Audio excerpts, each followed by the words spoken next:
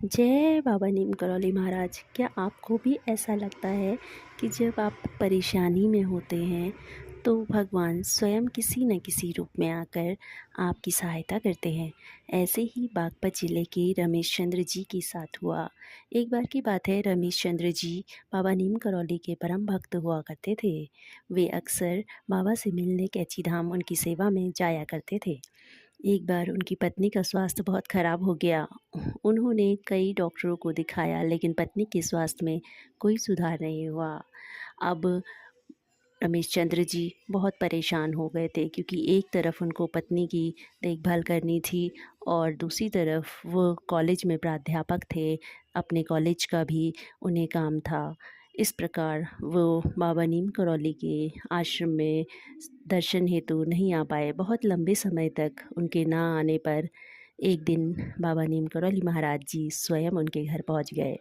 और जिस समय रमेश चंद्र जी कॉलेज में थे, तभी रमेश चंद्र जी को किसी ने खबर की कि बाबा आपके घर पधारे हुए हैं। रमेश चंद्र जी ने घर आकर देखा कि बाबा उनकी पत्नी से वार्तालाप कर रहे हैं।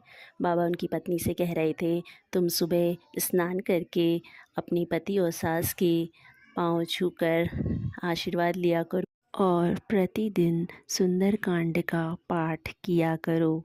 तुम फिक्र मत करो, तुम बिल्कुल ठीक हो जाओगी, तुम्हें कुछ नहीं होगा।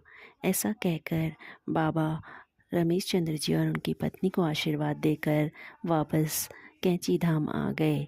उसके कुछ दिन बाद ही उनकी पत्नी बिल्कुल ठीक हो गई और जब डॉक्टर को दिखाया तो उन्हें कोई भी रोग नहीं था।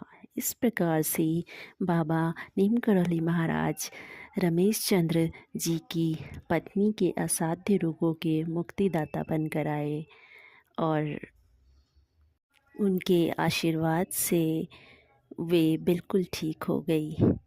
जय बाबा नीम करौली महाराज।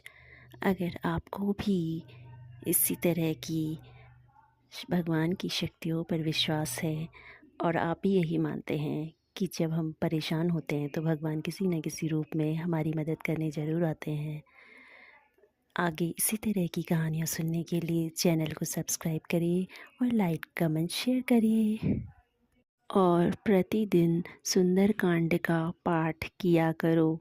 तुम फिक्र मत करो, तुम बिल्कुल ठीक हो जाओगी, तुम्हें कुछ नहीं होगा। ऐसा कहकर बाबा